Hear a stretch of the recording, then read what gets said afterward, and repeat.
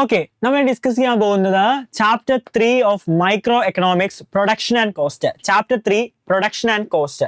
ഈ ചാപ്റ്ററിലെ കുറച്ച് important topics നമുക്ക് പെട്ടെന്ന് റിവൈസ് ചെയ്തേക്കാം. ഓക്കെ, എന്താണ് പ്രൊഡക്ഷൻ എന്ന് പറഞ്ഞാൽ? പ്രൊഡക്ഷൻ എന്ന് പറഞ്ഞതാണ് is a creation of utility, അല്ലെങ്കിൽ എന്താണ് transformation of input and input into output. ഇൻപുട്ടുകളെ ഔട്ട്പുട്ട് ആക്കി മാറ്റുന്ന അല്ലെങ്കിൽ യൂട്ടിലിറ്റി ക്രിയേഷനെയാണ് എക്കണോമിക്സിൽ പ്രൊഡക്ഷൻ കൊണ്ട് ഉദ്ദേശിക്കുന്നത്. പ്രൊഡക്ഷൻ ഫങ്ഷൻസ്, അതായത് നമ്മൾ എന്ത് ചെയ്യുന്നു, ഇൻപുട്ടുകളെ എന്താക്കി മാറ്റുന്നു, ഔട്ട്പുട്ട് ആക്കി മാറ്റുന്നു. ആ ഒരു ഇൻപുട്ടിനെ ഔട്ട്പുട്ട് ആക്കി മാറ്റുന്ന ആ ഒരു relationship, the relationship between physical input and physical ഔട്ട്പുട്ടിനെയാണ് നമ്മൾ എന്ത് വിളിക്കുന്നത്, പ്രൊഡക്ഷൻ ഫംഗ്ഷൻ എന്നുകൊണ്ട് യൂസ് ചെയ്യുന്നത്. ഓക്കെ, പ്രൊഡക്ഷൻ ഫംഗ്ഷൻ കൊണ്ട് ഉദ്ദേശിക്കുന്നത് ഐസോകെൻസും ഐസോ പ്രൊഡക്റ്റ് കർവ്സും. അതായത് നമുക്ക് എന്താണ്, നമ്മൾ കുറെ ഫാക്ടേഴ്സ് ഓഫ് പ്രൊഡക്ഷൻ യൂസ് ചെയ്യുന്നത് അല്ലേ, വേരിയസ് ഫാക്ടേഴ്സ്. അപ്പൊ രണ്ട് factors, for example A B എന്ന് പറഞ്ഞ രണ്ട് ഫാക്ടേഴ്സ് ഉപയോഗിച്ചുകൊണ്ട് നമ്മൾ പ്രൊഡക്ഷൻ ചെയ്യുന്നു. ഈ എ ആൻഡ് ബി യൂസ് ചെയ്തുകൊണ്ട് നമുക്ക് പ്രൊഡ്യൂസ് ചെയ്യാൻ പറ്റുന്ന various combinations of product. Okay, എന്താണ്, or various combination of two factors that can produce at a given level of output. ഒരു given level of output produce ചെയ്യാനായിട്ട് നമ്മൾ യൂസ് ചെയ്യുന്ന various ഇൻപുട്ടുകളുടെ കോമ്പിനേഷനെയാണ് നമ്മൾ എന്ത് വിളിക്കുന്നത്, ഐസോകെൻസ് അല്ലെങ്കിൽ ഐസോ പ്രോഡക്റ്റ് കർവ് എന്ന് വിളിക്കുന്നത്. ആൻഡ് ഐസോകെൻ മാപ്പ് എന്താണ്? അപ്പോൾ ഒരു ഐസോകെൻ മാപ്സ് എന്ന് പറഞ്ഞാൽ കുറേ ഐസോ പ്രൊഡക്റ്റ് കർവ്സ് ചേർന്നാണ് ഒരു ഐസോകെൻ മാപ്പ് എന്ന് പറയുന്നത്. ഓക്കെ, ഒരു ഹയർ ഐസോകെൻ എന്തിനെ സൂചിപ്പിക്കുന്നു, ഹയർ ലെവൽ ഓഫ് ഔട്ട്പുട്ടിനെ. ഒരു ലോവർ ഐസോകെൻ റിപ്രസെന്റ് ചെയ്യുന്ന എന്താണ്, ലോവർ ലെവൽ ഓഫ് ഔട്ട്പുട്ടിനെയാണ്. And isoquant that lies above and to the right of another represent a higher level of output.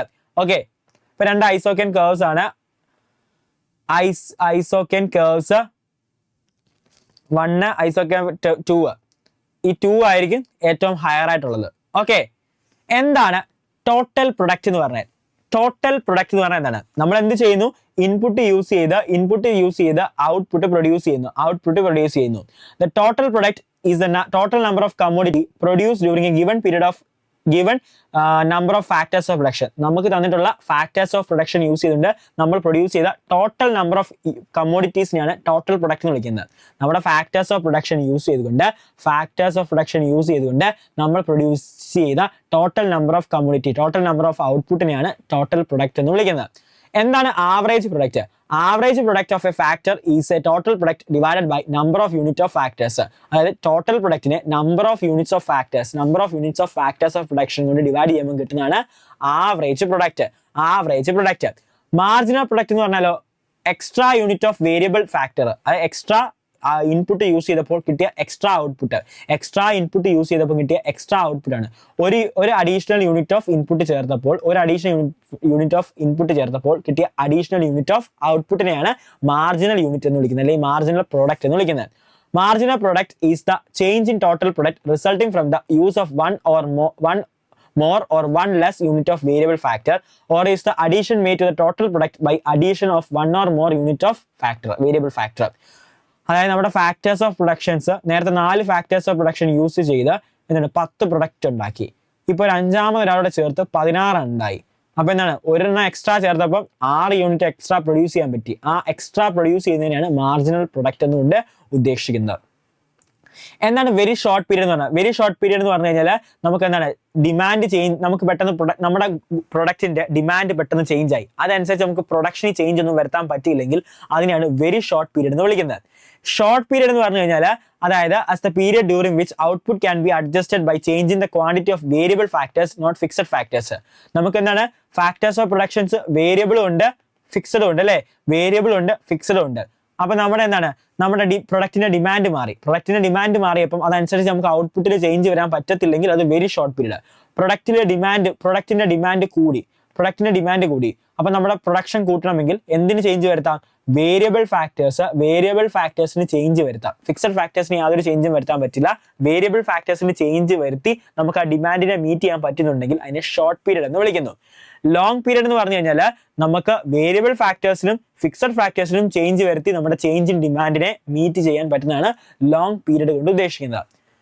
ഇത് വളരെ ഇമ്പോർട്ടൻ്റ് ആയിട്ടുള്ള ടോപ്പിക്കാണ്. Short run production function law of variable proportion എന്ന് പറഞ്ഞാൽ, short run production function അല്ലെങ്കിൽ law of variable proportion എന്ന് പറഞ്ഞാൽ, the law of variable proportion exhibit the short run production function. Short run production function ആണ് represent ചെയ്യുന്നത്. Short run production ഫംഗ്ഷനിലെ പ്രത്യേകത എന്താണ്, ഒരു ഫാക്ടർ വേരിയബിളും ബാക്കിയുള്ള ഫാക്ടേഴ്സ് ഫിക്സഡുമാണ്.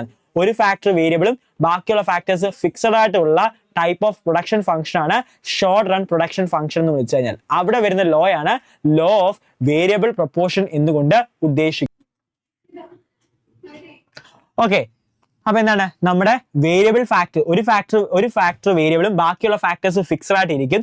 അങ്ങനെയുള്ള ഒരു പ്രൊഡക്ഷൻ ഫംഗ്ഷനെയാണ് ഷോർട്ട് റൺ പ്രൊഡക്ഷൻ ഫംഗ്ഷൻ എന്ന് വിളിക്കുന്നത്. അവിടെയുള്ള ഒരു ലോ ആണ് ലോ ഓഫ് വേരിയബിൾ പ്രൊപ്പോർഷൻ എന്ന് പറഞ്ഞാൽ എന്താണ്, an extra unit of output can be obtained by applying an unit of variable factors. അപ്പൊ നമ്മളാണ് ഒരു ഫാക്ടർ വേരിയബിളും ബാക്കിയുള്ള ബാലൻസ് ഫാക്ടേഴ്സ് ഫിക്സഡ് ആണ്. അപ്പൊ നമുക്ക് എക്സ്ട്രാ ഔട്ട്പുട്ട് പ്രൊഡ്യൂസ് ചെയ്യണമെങ്കിൽ ഈ വേരിയബിൾ ഫാക്ടേഴ്സിന് ചേഞ്ച് വരുത്തുക. ഇതാണ് ഷോർട്ട് റൺ പ്രൊഡക്ഷൻ ഫംഗ്ഷൻ അല്ലെങ്കിൽ ലോ ഓഫ് വേരിയബിൾ പ്രൊപ്പോർഷൻ എന്ന് പറയുന്നത്. ഇതിന് വേറെ കുറച്ച് പേരുകളുണ്ട്. ലോ ഓഫ് വേരിയബിൾ പ്രൊപ്പോർഷൻ എന്താണ്, ലോ ഓഫ് റിട്ടേൺ എന്നും ലോ ഓഫ് വേരിയബിൾ ഫാക്ടേഴ്സ് എന്നും ലോ ഓഫ് ഡിമിനിഷിംഗ് റിട്ടേൺ എന്നും വിളിക്കാറുണ്ട്. ഓക്കെ, നോക്കിക്കേ, നമ്മൾ ബാക്കിയുള്ള factors land, labour, capital, entrepreneurship factors ഒക്കെയാണ്. അതിനകത്ത് ലേബർ ഫാക്ടർ മാത്രം വേരിയബിളും ബാക്കിയുള്ള ഫാക്ടേഴ്സ് ഫിക്സഡ് ആണ്. ലേബേഴ്സിന്റെ എണ്ണം കൂട്ടുമ്പോൾ നോക്കിക്കേ, ടോട്ടൽ പ്രൊഡക്റ്റ് 10, 22, 36, 52, 66, 76, 82, 85. പക്ഷെ ഒരു പോയിന്റ് എന്ന് കഴിയുമ്പോൾ നമ്മൾ പഠിച്ചില്ലേ തിയറി ഓഫ് ഫേം അല്ല നമ്മുടെ കൺസ്യൂമർ ബിഹേവിയർ ചാപ്റ്റർ പഠിക്കുമല്ലോ. നമ്മൾ എക്സ്ട്രാ യൂണിറ്റ്സ് ഓഫ് നമ്മൾ ഇങ്ങനെ യൂസ് ചെയ്തുകൊണ്ടിരിക്കും. ഒരു പരിധി നമ്മൾ നമുക്ക് മടുക്കുമല്ലോ. ഒരു ആപ്പിൾ ഒരെണ്ണം കഴിച്ചു, 2 എണ്ണം കഴിച്ചു, 3 എണ്ണം കഴിച്ചു, 4ാമത്തെ കഴിക്കുമ്പോൾ നമുക്ക് എന്തായിരിക്കും, നോർമലി മടുക്കും അല്ലെ. നമുക്ക് അങ്ങനല്ലേ, എല്ലാ കാര്യങ്ങളും ഉപയോഗിച്ച് ഒരു പരിധി എത്തുമ്പോൾ നമുക്ക് മടുക്കും. അതുപോലെ തന്നെ നമ്മൾ വർക്കേഴ്സിനെ എക്സ്ട്രാ ആഡ് ചെയ്ത് ഒരു പരിധി എത്തി കഴിയുമ്പോൾ നമ്മുടെ വർക്കേഴ്സിനെ ആഡ് ചെയ്തു, പക്ഷെ അതിനനുസരിച്ചുള്ള ഔട്ട്പുട്ട് നമുക്ക് കിട്ടത്തില്ല. നമ്മളൊരു മാക്സിമത്തിൽ ചെല്ലും, പിന്നീട് അത് കുറഞ്ഞു വരും. നോക്കിക്കേ, 85 ആയി, പിന്നെ കുറയാൻ തുടങ്ങി, 83 ആയി. ആവറേജ് പ്രൊഡക്റ്റ് എന്ന് പറഞ്ഞാൽ നമ്മൾ പഠിച്ചല്ലോ. ആവറേജ് പ്രൊഡക്റ്റ് നോക്കിയേ, ഇൻക്രീസ് ആകുന്നു, ദെൻ അത് ഡിക്രീസ് ആകുന്നു. മാർജിനൽ പ്രൊഡക്റ്റ് ഇൻക്രീസ് ആയി, പിന്നെ ഡിക്രീസ് ആയി, 0 ആയി, നെഗറ്റീവ് ആകുന്നു, സംഭവിക്കുന്നു. ഇതിന് അപ്പൊ ലോ ഓഫ് വേരിയബിൾ പ്രൊപ്പോർഷനിൽ 4 അസംഷൻസ് ഉണ്ട്. ഒന്നെന്താണ്, ഒരു ഫാക്ടർ വേരിയബിളും ബാക്കിയുള്ള ഫാക്ടേഴ്സ് ഫിക്സഡ് ആണ്. 2, നമുക്ക് ഫാക്ടേഴ്സ് ഓഫ് പ്രൊഡക്ഷനിൽ ചേഞ്ച് വരുത്താനായിട്ട് പറ്റത്തില്ല. ദെൻ നമ്മൾ യൂസ് ചെയ്യുന്ന ടെക്നിക്ക് സെയിം ആണ്. ദെൻ എന്താണ്, നമ്മൾ യൂസ് ചെയ്യുന്ന വേരിയബിൾ ഫാക്ടേഴ്സ് എല്ലാം ഹോമോജീനിയസ് ആണ്. ഇതാണ് ലോ ഓഫ് വേരിയബിൾ പ്രൊപ്പോർഷനിലെ അസംഷൻസ്. ഓക്കെ, ഇനി അടുത്തതെന്ന് പറഞ്ഞു കഴിയുമ്പോഴത്തേന് നമ്മുടെ സ്റ്റേജസ് ആണ്. ലോ ഓഫ് വേരിയബിൾ പ്രൊപ്പോർഷന് നമ്മളിപ്പം കണ്ടില്ലേ, ടോട്ടൽ പ്രൊഡക്റ്റ് ഇൻക്രീസ് ആയി വരുന്നു, ടോട്ടൽ പ്രൊഡക്ട്സ് കുറഞ്ഞു വരുന്നു, ഒരു കോൺസ്റ്റന്റ് ആകുന്നു, ദെൻ എന്താണ് കുറഞ്ഞു വരുന്നു, ഇങ്ങനെ പല കണ്ടു. ഇതിനെ നമുക്ക് 3 സ്റ്റേജസ് ആയിട്ടാണ് ലോ ഓഫ് വേരിയബിൾ പ്രൊപ്പോർഷൻസിൽ ഡിവൈഡ് ചെയ്യുന്നത്. Stage 1, stage 2, stage 3. സ്റ്റേജുകൾ പഠിക്കണം, ഗ്രാഫ് ഉൾപ്പെടെ പഠിക്കേണ്ട കാര്യമാണ്.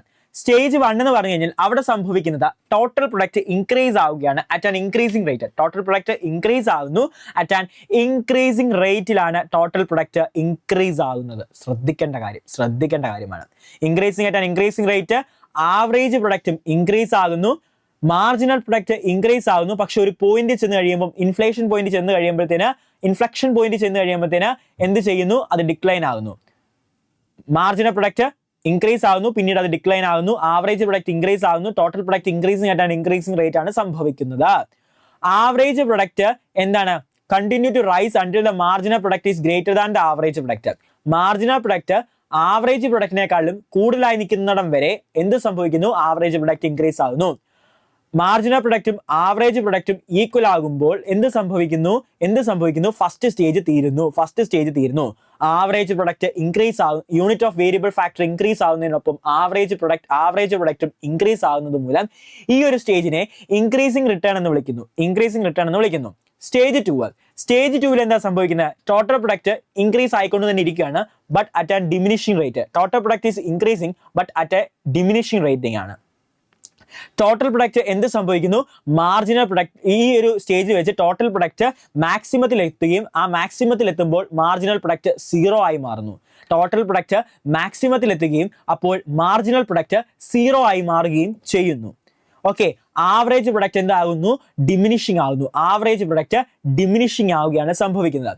അതുകൊണ്ട് ആവറേജ് പ്രൊഡക്റ്റും മാർജിനൽ പ്രൊഡക്റ്റും ഡിക്ലൈൻ ആകുന്നു. പോസിറ്റീവ് ആണെങ്കിൽ കൂടി ഡിക്ലൈൻ ആകുന്നത് കൊണ്ട് എന്ത് വിളിക്കുന്നു, സ്റ്റേജ് ഓഫ് ഡിമിനിഷിംഗ് റിട്ടേൺ എന്ന് വിളിക്കുന്നു. സ്റ്റേജ് 3 ടോട്ടൽ പ്രൊഡക്റ്റ് ഡിക്ലൈൻ ആകാൻ തുടങ്ങുന്നു. പിന്നെ എന്ത് സംഭവിക്കുന്നു? മാർജിനൽ പ്രൊഡക്റ്റ് നെഗറ്റീവ് ആകുന്നു. ആവറേജ് പ്രൊഡക്റ്റ് ഫോൾ ചെയ്യുന്നു, ഡിക്ലൈൻ ആകുന്നു, പക്ഷേ സീറോ ആകുന്നില്ല. അതുകൊണ്ട് ഈ സ്റ്റേജിനെ എന്ത് വിളിക്കുന്നു? Stage of negative return. Fully negative എനർജിയാണ് അവിടെ സംഭവിക്കുന്നത്. അടുത്തത് ഷോർട്ട് റൺ ഫംഗ്ഷനിലെ ലോ ആണ് ലോ ഓഫ് വേരിയബിൾ പ്രൊപ്പോർഷൻ അല്ലെങ്കിൽ law of returns. Long run production ഫംഗ്ഷനെ വിളിക്കുന്ന പേരാണ് law of return to scale. അതായത് ലോങ് റൺ പ്രൊഡക്ഷൻ ഫംഗ്ഷൻസിൽ ഔട്ട്പുട്ടും ഇൻപുട്ടും തമ്മിലുള്ള റിലേഷൻഷിപ്പ്, ബിക്കോസ് ഇവിടുത്തെ ഇൻപുട്ട് എല്ലാം വേരിയബിൾ ആണ്, ആ ഒരു റിലേഷൻഷിപ്പ് പറയുന്നതാണ് റിട്ടേൺ ടു സ്കെയിൽ. ഓക്കെ, ഇവിടെ 3 സ്റ്റേജസ് ഉണ്ട്. ഇവർ നിസ്സാരക്കാരല്ല, ഇവർക്ക് 3 സ്റ്റേജസ് ഉണ്ട്. മക്കളെ ഉണ്ട്. ഏതൊക്കെയാണ് 3 stages? First one increase in return to scale. ഇവരുടെ ഗ്രാഫ് വരുന്നത്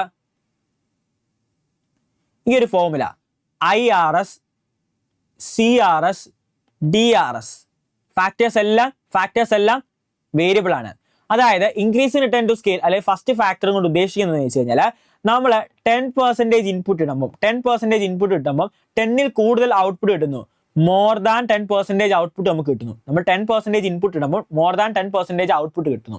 നമ്മൾ 10% ഇൻപുട്ട് ഇൻക്രീസ് ചെയ്യുമ്പോൾ മോർ ദാൻ 10% ഔട്ട്പുട്ട് നമുക്ക് കിട്ടുന്നു. അതാണ് ഇൻക്രീസിംഗ് റിട്ടേൺ ടു സ്കെയിൽ എന്ന് വിളിക്കുന്നത്. When we increase the scale of production in A proportion, the output also increases in A greater proportion. അതായത് നമ്മൾ എന്ത് ചെയ്യുന്നു? ഇൻപുട്ട് ഇൻക്രീസ് ചെയ്യുന്നു. ഇൻപുട്ട് അല്ലെങ്കിൽ സ്കെയിൽ ഓഫ് പ്രൊഡക്ഷൻ ഇൻക്രീസ് ചെയ്യുമ്പോൾ അതിനേക്കാൾ കൂടുതൽ ഒരു പ്രൊപ്പോർഷനിൽ എന്ത് സംഭവിക്കുന്നു? ഔട്ട്പുട്ടും ഇൻക്രീസ് ആകുന്നു. അതായത് 100% നമ്മൾ എന്ത് ചെയ്യുന്നു? ഇൻപുട്ട് ഇൻക്രീസ് ചെയ്യുമ്പോൾ മോർ ദാൻ 100% ഔട്ട്പുട്ട് നമുക്ക് കിട്ടുന്നു. അതുകൊണ്ട് ഈ സ്റ്റേജിനെ ഇൻക്രീസിംഗ് റിട്ടേൺ ടു സ്കെയിൽ എന്ന് വിളിക്കുന്നു. കോൺസ്റ്റന്റ് റിട്ടേൺ ടു സ്കെയിൽ അവിടെ നിന്നാണ് സംഭവിക്കുന്നത്? കോൺസ്റ്റന്റ് ആണ്. അതായത് നമ്മൾ സ്കെയിൽ ഓഫ് പ്രൊഡക്ഷൻ ഇൻക്രീസ് ചെയ്യുന്നു, അതേ പ്രൊപ്പോർഷനിൽ തന്നെ ഔട്ട്പുട്ടും ഇൻക്രീസ് ആവുന്നു. 100% ഇൻപുട്ട് ഇൻക്രീസ് ചെയ്യുമ്പോൾ 100% ഔട്ട്പുട്ടും ഇൻക്രീസ് ആവുന്നു. ഇൻപുട്ട് ഡബിൾ ചെയ്യുമ്പോൾ ഔട്ട്പുട്ടും ഡബിൾ ആവുന്നു. ഓക്കെ, അതാണ് കോൺസ്റ്റന്റ് റിട്ടേൺ ടു സ്കെയിൽ എന്ന് വിളിക്കുന്നത്. Last one is diminishing return to scale. എന്താ സംഭവിക്കുന്നത് വെച്ച് കഴിഞ്ഞാൽ നമ്മൾ ഇൻപുട്ട് ഇൻക്രീസ് ചെയ്യുന്നതിനേക്കാളും കുറവായിട്ട് ഔട്ട്പുട്ട് ഇൻക്രീസ് ചെയ്യുന്നു. 100% ഇൻപുട്ട് ഇൻക്രീസ് ചെയ്യുമ്പോൾ ലെസ് ദാൻ 100% ഔട്ട്പുട്ട് ഇൻക്രീസ് ആവുന്നു. അതാണ് diminishing return to scale DRS കൊണ്ട് ഉദ്ദേശിക്കുന്നത്. ഓക്കെ, അടുത്തത് Cobb Douglas production functions. Cobb Douglas എന്ന് പറയുന്ന ആളുകൾ എന്ത് ചെയ്തു? നമ്മുടെ ഒരു പ്രൊഡക്ഷൻ ഇൻപുട്ട് ആൻഡ് ഔട്ട്പുട്ട് തമ്മിലുള്ള റിലേഷൻഷിപ്പ് പറഞ്ഞു. 2 ഫാക്ടേഴ്സ് ആണ് ഇവിടെ എടുക്കുന്നത്. ക്യാപിറ്റൽ ആൻഡ് ലേബർ ഉപയോഗിച്ചുകൊണ്ട് ഇൻപുട്ട് ആൻഡ് ഔട്ട്പുട്ട് റിലേഷൻഷിപ്പ് പറഞ്ഞൊരു ഫംഗ്ഷൻ ആണ് ഇവിടെ വരുന്നത്. അടുത്ത ടോപ്പിക്കാണ് പ്രൊഡക്ഷൻ കഴിഞ്ഞു. Cost of production. അതായത് ഒരു പ്രൊഡക്റ്റ് പ്രൊഡ്യൂസ് ചെയ്യാനായിട്ട് നമുക്ക് വരുന്ന എക്സ്പെൻസ്, ഇൻക്വയർ ചെയ്യുന്ന എക്സ്പെൻസുകളെല്ലാമാണ് കോസ്റ്റ് ഓഫ് പ്രൊഡക്ഷൻ കൊണ്ട് ഉദ്ദേശിക്കുന്നത്. കോസ്റ്റ് ഓഫ് പ്രൊഡക്ഷൻ എന്ന് പറഞ്ഞാൽ all expense incurred by producer to produce a commodity are called cost of productions. എന്താണ് എക്സ്പ്ലിസിറ്റ് കോസ്റ്റ് എന്ന് പറഞ്ഞാൽ എന്താണ്? എക്സ്പ്ലിസിറ്റ് കോസ്റ്റ് ഓൾറെഡി നിങ്ങൾക്ക് ചാപ്റ്റർ 4ലും പഠിക്കാനായിട്ടുള്ളതല്ലേ, അടുത്ത ചാപ്റ്ററിൽ നിങ്ങൾക്ക് പഠിക്കാനായിട്ടുണ്ട്. എക്സ്പ്ലിസിറ്റ് കോസ്റ്റ് എന്ന് പറഞ്ഞാൽ എന്താണ്? നമ്മൾക്ക് എന്ത് വേണം? ഇൻപുട്ട് വേണം അല്ലേ? പ്രൊഡക്ഷൻ നടത്താൻ ഇൻപുട്ട് അല്ലെങ്കിൽ ഫാക്ടേഴ്സ് ഓഫ് പ്രൊഡക്ഷൻ വേണം. ഈ ഫാക്ടേഴ്സ് ഓഫ് പ്രൊഡക്ഷൻസ് നമ്മൾ ഹയർ ചെയ്യുകയോ നമ്മൾ അക്യൂർ ചെയ്യുന്നതാകാം. ഇതിന് വരുന്ന കോസ്റ്റിനെയാണ് എക്സ്പ്ലിസിറ്റ് കോസ്റ്റ് എന്ന് വിളിക്കുന്നത്. വേജ്, സാലറിക്കുള്ളത്, റോ മെറ്റീരിയൽസിന് വരുന്ന എക്സ്പെൻഡിച്ചർ, ബോറോഡ് ക്യാപിറ്റലിന് വരുന്ന ഇൻട്രസ്റ്റ് പേയ്മെന്റ്, യൂസ് ഓഫ് ലാൻഡിന് വരുന്ന rent payment, depreciation charges, tax payment, ട്രാൻസ്പോർട്ടേഷന് വരുന്ന എക്സ്പെൻസ്, ഇലക്ട്രിസിറ്റി, അഡ്വർടൈസ്മെന്റ്, ഇതൊക്കെയാണ് കോസ്റ്റ് ഓഫ് പ്രൊഡക്ഷൻ എന്ന് വരുന്നത്. ഇംപ്ലിസിറ്റ് കോസ്റ്റ് എന്ന് പറഞ്ഞു കഴിഞ്ഞാൽ നമ്മളിപ്പോൾ ഈ ബിസിനസ്സിൽ ഇൻവെസ്റ്റ് ചെയ്ത പണം അല്ലെങ്കിൽ നമ്മുടെ എഫേർട്ട് മറ്റേതെങ്കിലും ഒരു ആക്ടിവിറ്റിയിലായിരുന്നു നമുക്ക് ബെനിഫിറ്റ് ഉണ്ടാകത്തില്ലായിരുന്നോ? അതായത് നമ്മളിപ്പം ഈ ബിസിനസ് ചെയ്യുന്ന ഓണർ ഈ ബിസിനസ്സിന് ചിലവാക്കിയ സമയം മറ്റേതെങ്കിലും ഒരു ജോബിന് പോകുമായിരുന്നെങ്കിൽ അയാൾക്ക് എന്ത് കിട്ടിയേനെ? വേജ്. ആണ് ഇംപ്ലിസിറ്റ് കോസ്റ്റ്. എക്കണോമിക്സിൽ ഇംപ്ലിസിറ്റ് കോസ്റ്റ് ഉണ്ട്, എക്സ്പ്ലിസിറ്റ് കോസ്റ്റ് എടുക്കും. പക്ഷെ നമ്മൾ അക്കൗണ്ടിങ് ടേമിൽ എപ്പോഴും എക്സ്പ്ലിസിറ്റ് കോസ്റ്റ് മാത്രമേ എടുക്കാറുള്ളൂ. പിന്നെ നമ്മുടെ ഓൺട്രപ്രണർ എന്ത് ചെയ്തു? ക്യാപിറ്റൽ ഇൻവെസ്റ്റ് ചെയ്തു. ഈ ക്യാപിറ്റൽ വേറെ എവിടെയെങ്കിലും കൊണ്ട് ഇൻവെസ്റ്റ് ചെയ്തിരുന്നെങ്കിൽ അയാൾക്ക് ഇൻട്രസ്റ്റ് കിട്ടത്തില്ലായിരുന്നോ?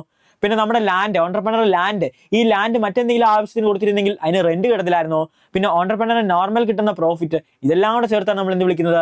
ഇംപ്ലിസിറ്റ് കോസ്റ്റ് എന്ന് വിളിക്കുന്നത്. എന്താണ് ഫിക്സഡ് കോസ്റ്റ് ഓഫ് പ്രൊഡക്ഷൻ അല്ലെങ്കിൽ സപ്ലിമെന്ററി കോസ്റ്റ് ഓഫ് പ്രൊഡക്ഷൻ അല്ലെങ്കിൽ ഓവർഹെഡ് കോസ്റ്റ് ഓഫ് പ്രൊഡക്ഷൻസ്? അതായത് നമ്മുടെ ഔട്ട്പുട്ട് ഇൻക്രീസ് ആകുന്ന അനുസരിച്ച് നമ്മുടെ എക്സ്പെൻസ് ഇൻക്രീസ് ആകുന്നില്ല. നമ്മുടെ റെന്റ് മാസം 10,000 രൂപ വെച്ച് നമ്മുടെ ബിൽഡിങ്ങിന് റെന്റ് കൊടുക്കണം. അതായത് നമ്മളിപ്പോൾ 1000 യൂണിറ്റ് മാസം പ്രൊഡ്യൂസ് ചെയ്താലും 2000 യൂണിറ്റ് പ്രൊഡ്യൂസ് ചെയ്താലും ഒന്നും പ്രൊഡ്യൂസ് ചെയ്തില്ലെങ്കിലും ഈ റെന്റ് കൊടുക്കണ്ടേ? സാലറീസ് എംപ്ലോയീസിന് ഫിക്സ്ഡ് ആയിട്ട് കൊടുക്കണ്ടേ? അങ്ങനെ നമ്മൾ ഫിക്സഡ് ആയിട്ട് നമ്മുടെ ഔട്ട്പുട്ട് വേരി ആകുന്ന അനുസരിച്ച് നമ്മുടെ കോസ്റ്റ് വേരി ആകുന്നില്ലെങ്കിൽ അങ്ങനെയുള്ള കോസ്റ്റുകളെയാണ് ഫിക്സഡ് കോസ്റ്റുകൾ എന്ന് വിളിക്കുന്നത്. ഓക്കെ, വേരിയബിൾ കോസ്റ്റ് പറഞ്ഞാൽ നമ്മുടെ ഔട്ട്പുട്ടിനനുസരിച്ച് മാറുന്നു. അതായത് നമ്മുടെ ഔട്ട്പുട്ട് ഇൻക്രീസ് ചെയ്യുന്നു. ഔട്ട്പുട്ട് ഇൻക്രീസ് ചെയ്യുമ്പോൾ എന്ത് ചെയ്യും? ഓട്ടോമാറ്റിക്കലി ഇൻപുട്ടും കൂട്ടണ്ടേ? ഇൻപുട്ട് കൂടുമ്പോൾ റോ മെറ്റീരിയൽ, അതായത് നമുക്ക് പ്രൊഡക്ഷൻ ചെയ്യണം. പ്രൊഡക്ഷൻ ചെയ്യണമെങ്കിൽ എന്താണ്? റോ മെറ്റീരിയൽ യൂസ് കൂടണം. റോ മെറ്റീരിയൽ യൂസ് കൂടുമ്പോൾ റോ മെറ്റീരിയൽ കോസ്റ്റ് കൂടും. അങ്ങനെ എന്താണ്? അങ്ങനെയുള്ള കോസ്റ്റുകളാണ് വേരിയബിൾ കോസ്റ്റ്. എന്താണ്? Variable cost are the cost that vary with the size of output. Output കുറയുമ്പോൾ എന്താണ്? വേരിയബിൾ കോസ്റ്റും കുറയും. ഔട്ട്പുട്ട് കൂടുമ്പോൾ വേരിയബിൾ കോസ്റ്റും കൂടും. They increase when the output increases, fall when the output falls. When output is 0, ഫേമിന്റെ variable കോസ്റ്റും 0 ആയിരിക്കും. ഔട്ട്പുട്ട് 0 ആകുമ്പോഴും ഫിക്സഡ് കോസ്റ്റ് ഉണ്ടായിരിക്കും. ടോട്ടൽ കോസ്റ്റ് ഓഫ് പ്രൊഡക്ഷൻ എന്ന് പറഞ്ഞാൽ എന്താണ്? ഈ ഫിക്സഡ് കോസ്റ്റും ഈ വേരിയബിൾ കോസ്റ്റുടെ കൂട്ടുന്നതാണ് ടോട്ടൽ കോസ്റ്റ് ഓഫ് പ്രൊഡക്ഷൻ എന്ന് പറയുന്നത്. എങ്ങനെയാ? ടോട്ടൽ ഫിക്സഡ് കോസ്റ്റ് ഫിക്സഡ് അല്ലേ? അതുകൊണ്ട് അതിന്റെ ഗ്രാഫ് നോക്കിക്കേ ഒരു സ്ട്രെയിറ്റ് ലൈൻ ആണ്, ഹൊറിസോണ്ടൽ സ്ട്രെയിറ്റ് ലൈൻ ആണ് വരുന്നത്. എക്സ് ആക്സിസിന് പാരലൽ ആയിട്ട് വരും. അതെ, 0 എന്ന് തുടങ്ങി വേരിയബിൾ കോസ്റ്റ്, അതായത് ഔട്ട്പുട്ട് 0 ആകുമ്പോൾ എന്ത് സംഭവിക്കുന്നു? വേരിയബിൾ കോസ്റ്റും 0 ആണ്. അതുകൊണ്ടാണ് 0 സ്റ്റാർട്ട് ചെയ്യുന്നത്. Total cost fixed cost plus variable cost, fixed cost plus variable cost ആണ് എന്ത് വരുന്നത്? എന്ത് സംഭവിക്കുന്നത്? ടോട്ടൽ കോസ്റ്റ് പറഞ്ഞാൽ total variable cost plus total fixed cost. അതുകൊണ്ടാണ് ടോട്ടൽ ഫിക്സഡ് കോസ്റ്റ് ചേരുന്നിടത്ത് അതേ ഒരു വേരിയബിൾ കോസ്റ്റിന് അതേ ഗ്രാഫ് വന്നത്. ആവറേജ് ഫിക്സഡ് കോസ്റ്റ് പറഞ്ഞാൽ എന്താണ്? ഒരു റേഷ്യോ ആണ് എന്ത് തമ്മിലുള്ള? Total fixed cost divide by number of unit produce. Total fixed cost divide by number of unit produce ആയിട്ട് ചെയ്യുമ്പോൾ എന്ത് കിട്ടും? ആവറേജ് ഫിക്സഡ് കോസ്റ്റ് കിട്ടും. ഔട്ട്പുട്ട് ഇൻക്രീസ് ആകുമ്പോൾ എന്ത് സംഭവിക്കുന്നു? ആവറേജ് ഫിക്സഡ് കോസ്റ്റ് കുറയുന്നു. കാരണം ഫിക്സഡ് കോസ്റ്റ് ഫിക്സഡ് ആയതുകൊണ്ട്. ഓക്കെ, എം സിക്ക് ചോദിക്കാം. ആവറേജ് വേരിയബിൾ കോസ്റ്റ് പറഞ്ഞാൽ average variable cost is the variable cost per unit of time. Variable cost divided by number of unit produced ചെയ്യുമ്പോൾ എന്ത് കിട്ടും? ആവറേജ് വേരിയബിൾ കോസ്റ്റ് കിട്ടും. ആവറേജ് വേരിയബിൾ കോസ്റ്റ് ഡിക്ലൈൻ ചെയ്യും initially up to a point where the it become minimum. അതാണ്. Then average variable cost കുറഞ്ഞ് ഒരു മിനിമത്തിൽ എത്തുന്നു, then increase ആകുന്നു. അതുകൊണ്ടാണ്, അതായത് കുറഞ്ഞു വരുന്നു, പിന്നെ ഒരു മിനിമത്തിൽ എത്തിയിട്ട് ഇൻക്രീസ് ആകുന്നു. അതുകൊണ്ട് ആവറേജ് വേരിയബിൾ കോസ്റ്റിന്റെ ഷേപ്പ് യു ഷേപ്പാണ്. Average cost of production. അപ്പൊ എന്ത് പഠിച്ചു? ടോട്ടൽ ഫിക്സഡ് കോസ്റ്റ് പഠിച്ചു, ടോട്ടൽ വേരിയബിൾ കോസ്റ്റ് പഠിച്ചു, ടോട്ടൽ കോസ്റ്റ് പഠിച്ചു. ടോട്ടൽ ഫിക്സഡ് കോസ്റ്റും ടോട്ടൽ വേരിയബിൾ കോസ്റ്റൂടെ കൂട്ടുമ്പോൾ ടോട്ടൽ കോസ്റ്റ് കിട്ടുന്നു. ആവറേജ് ഫിക്സഡ് കോസ്റ്റ് പഠിച്ചു അല്ലേ? Total fixed cost divide by quantity. Total variable cost divide by quantity, total variable cost. Total cost variable cost divide by quantity, average variable cost. ഇനിയും ഇത് രണ്ടുകൂടെ കൂട്ടുമ്പോൾ എന്ത് കിട്ടും? ആവറേജ് കോസ്റ്റ് കിട്ടും. അതല്ലെങ്കിൽ total cost divide by quantity ചെയ്യുമ്പോൾ average cost കിട്ടും. മാറിപ്പോരുത്. മാർജിനൽ കോസ്റ്റ് ഓഫ് പ്രൊഡക്ഷൻ ഉണ്ട്. അതായത് എക്സ്ട്രാ കോസ്റ്റ്, അതായത് എക്സ്ട്രാ യൂണിറ്റ് പ്രൊഡ്യൂസ് ചെയ്യാൻ വരുന്ന extra cost. Marginal cost of production is the addition made to the total cost of production by producing 1 or more unit of output. അതായത് നമ്മൾ എന്ത് ചെയ്തു? നമ്മൾ 10 യൂണിറ്റ് പ്രൊഡ്യൂസ് ചെയ്തപ്പോൾ 1000 രൂപയായി. 11ാമത്തെ യൂണിറ്റ് പ്രൊഡ്യൂസ് ചെയ്തപ്പോൾ നമുക്ക് 1100 ആയി. അതിന്റെ അർത്ഥം എന്താണ്? ഒരു യൂണിറ്റ് എക്സ്ട്രാ പ്രൊഡ്യൂസ് ചെയ്യാൻ 100 രൂപയായി. അപ്പോൾ ഒരു യൂണിറ്റ് എക്സ്ട്രാ പ്രൊഡ്യൂസ് ചെയ്യാൻ വരുന്ന എക്സ്ട്രാ കോസ്റ്റിനെയാണ് മാർജിനൽ കോസ്റ്റ് ഓഫ് പ്രൊഡക്ഷൻ എന്ന് വിളിക്കുന്നത്. ഗ്രാഫ് കണ്ടോ? ജസ്റ്റ് അതിന്റെ ടാബുലർ ഫോം ഉണ്ട്, അത് തമ്മിൽ റിലേഷൻഷിപ്പ് പഠിക്കണം. When A C is falling, average cost കുറയുമ്പോൾ M C remains below it. Average cost കുറയുമ്പോൾ ആവറേജ് കോസ്റ്റിനെക്കാളും കുറവായിരിക്കും marginal cost. When average cost become constant, average cost constant ആകുമ്പോൾ, അതായത് ഒരു മിനിമത്തിൽ എത്തുമ്പോൾ മാർജിനൽ കോസ്റ്റും ആവറേജ് കോസ്റ്റും ഈക്വൽ ആയിരിക്കും. ആവറേജ് കോസ്റ്റ് ഇൻക്രീസ് ആകുമ്പോൾ മാർജിനൽ കോസ്റ്റ് ആവറേജിനെക്കാളും കൂടുതലായിരിക്കും. മൂന്ന് കാര്യങ്ങൾ പഠിച്ച എന്തൊക്കെയാണ്? ആവറേജ് കോസ്റ്റ് കുറയുമ്പോൾ മാർജിനൽ കോസ്റ്റ് ആവറേജിനെക്കാളും കുറവായിരിക്കും. ആവറേജ് കോസ്റ്റ് മിനിമം അല്ലെങ്കിൽ കോൺസ്റ്റന്റിൽ എത്തുമ്പോൾ മാർജിനൽ കോസ്റ്റും ആവറേജ് കോസ്റ്റും ഈക്വൽ ആയിരിക്കും. ആവറേജ് കോസ്റ്റ് ഇൻക്രീസ് ആകുമ്പോൾ മാർജിനൽ കോസ്റ്റ് ആവറേജ് കോസ്റ്റിനെക്കാളും കൂടുതലായിരിക്കും. M C curve always cut A C curve at the minimum point. അതായത് ആവറേജ് കോസ്റ്റിന്റെ മിനിമം പോയിന്റിൽ വെച്ചാണ് ഇവർ തമ്മിൽ ഈക്വൽ ആകുന്നത്. ആ പോയിന്റ് അവർ തമ്മിൽ കട്ട് ചെയ്യും ഗ്രാഫ് വരയ്ക്കുമ്പോൾ. Minimum point of M C always come before the minimum point of A C. Okay, when MC is falling, AC cannot rise. MC കുറയുമ്പോൾ AC കൂടത്തില്ല. Both MC and AC are calculated from total cost of production. MC ആയാലും AC കണ്ടുപിടിക്കുന്നത് എവിടെ നിന്നാണ്? Total cost of production എന്നല്ലേ. Long run cost curve, അത് long run ഫംഗ്ഷനിൽ വരുന്ന cost ആണ് long run cost curve. Okay, എന്തൊക്കെയാണ് ലോങ് റൺ? എന്തൊക്കെയുണ്ട്? Long run fixed cost, long run variable cost, രണ്ടുകൂടെ കൂട്ടി ലോങ് റൺ കോസ്റ്റ്. പിന്നെ എന്താണ്? Long run average cost, long run variable cost, long run marginal cost. ഇങ്ങനെ കുറെ items ഉണ്ട്. Okay, ഇങ്ങനെ കുറെ ഐറ്റംസ് ഉണ്ട്. സെയിം തന്നെ ലോങ് റൺ എന്ന് മാത്രം പറയുന്നതേ ഉള്ളൂ. ഓക്കെ.